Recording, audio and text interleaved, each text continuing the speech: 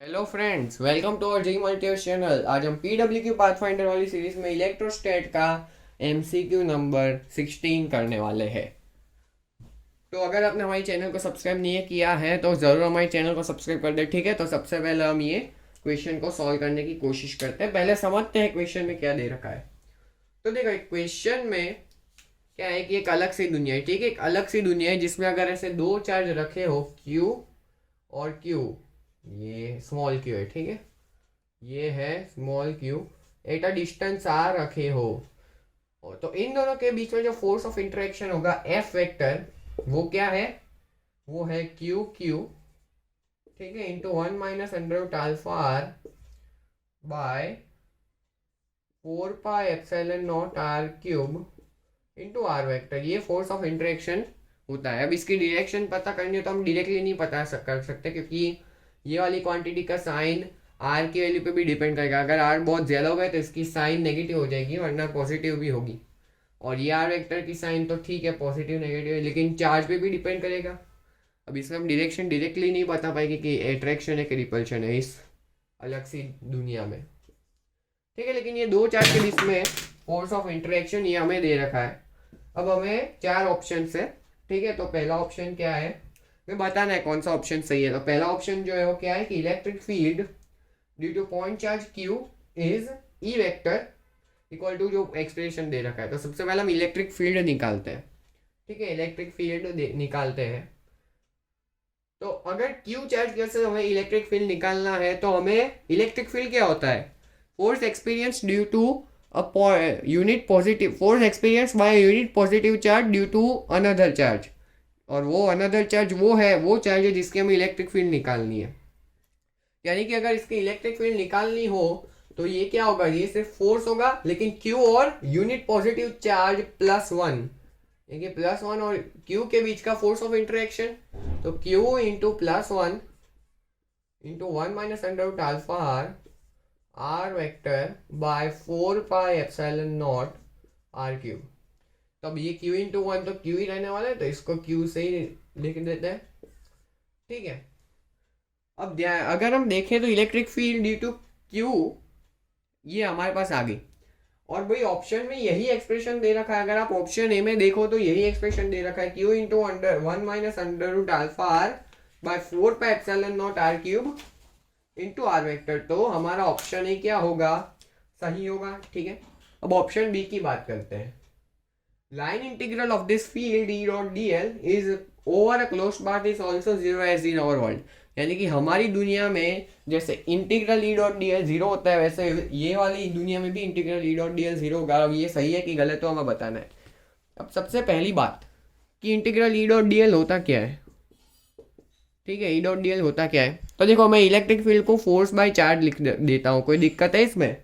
कोई दिक्कत नहीं है। और जो चार्ज होगा वो चार्ज होगा जिस पे हम फोर्स देख रहे हैं, F dot D L vector, और 1/q को बाहर ले लो, ठीक है।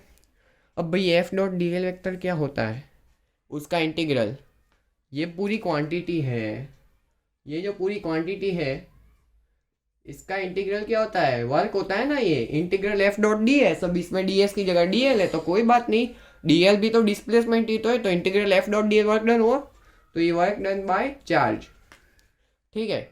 अब हमारी दुनिया में क्या होता है, और एक खास बात कि कंजर्वेटिव फोर्सेस का क्लोज्ड पाथ में वर्क डन जीरो होता है, और हमारी दुनिया में इलेक्ट्रोस्टैटिक फोर्स कंजर्वेटिव ही होती है, तो उसका भी क्लोज पाथ में वर्क डन जीरो होता है। यानी कि ये क्वांटिटी हमारे दुनिया में जीरो होती है।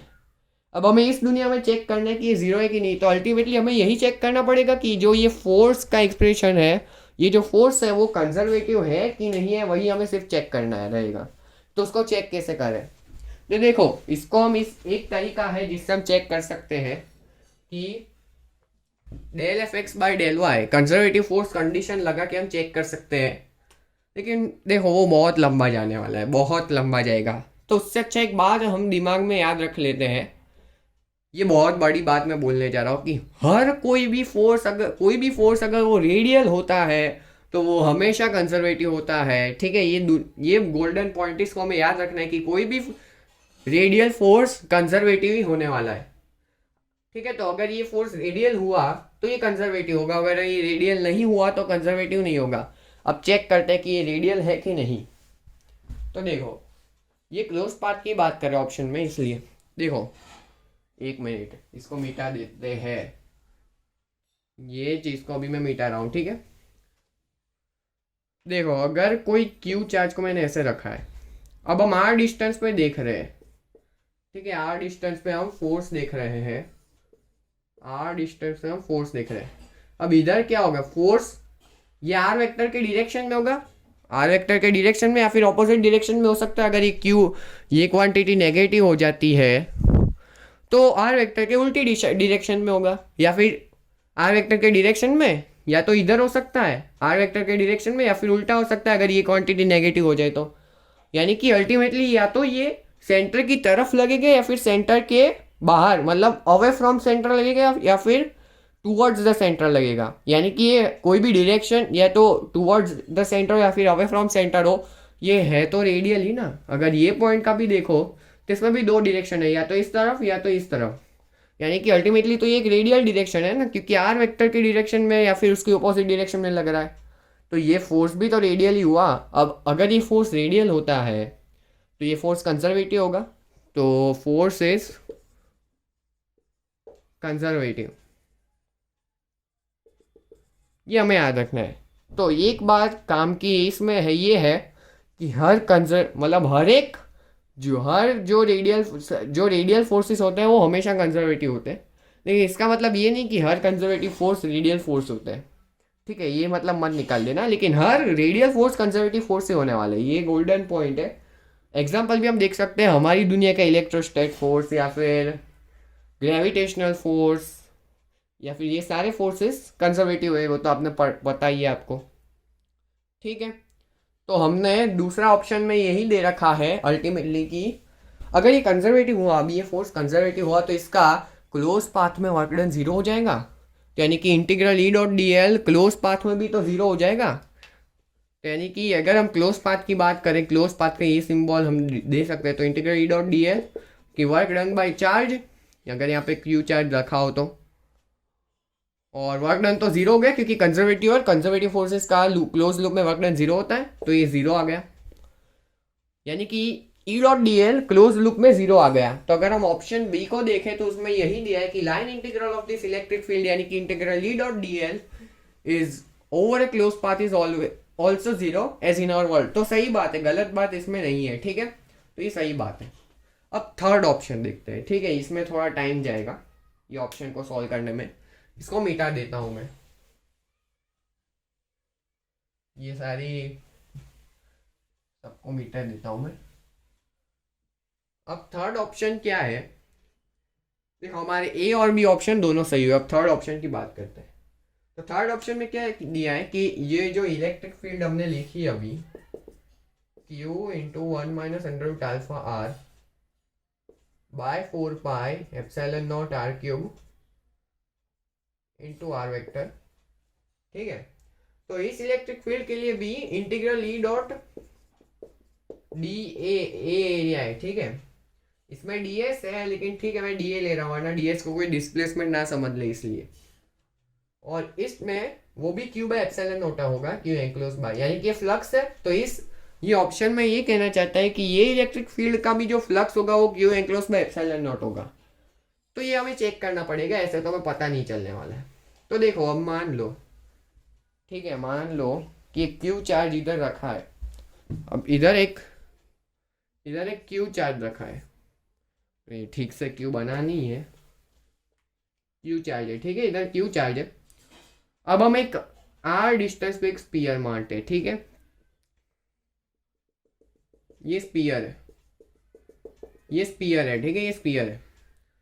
तो इसकी वजह से अगर हम इलेक्ट्रिक फील्ड देखें, यहाँ पे इलेक्ट्रिक फील्ड देखें तो इधर इलेक्ट्रिक फील्ड है, यहाँ पे देखें तो फिर इस डायरेक्शन में इलेक्ट्रिक फील्ड है, यहाँ पे देखें तो इस डायरेक्शन में इलेक्ट्रिक फील्ड है, ठीक है,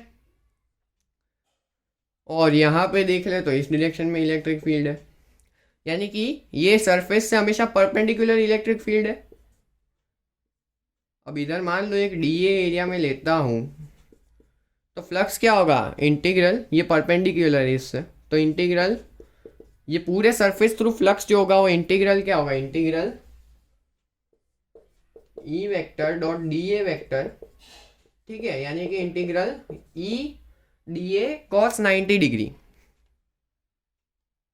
रुको 1 मिनट। देखो इंटीग्रल डॉट प्रोडक्ट होता है हमेशा, तो ई डी ए, ठीक है, फ्लक्स जो होता है वो ई इंटू एरिया होता है।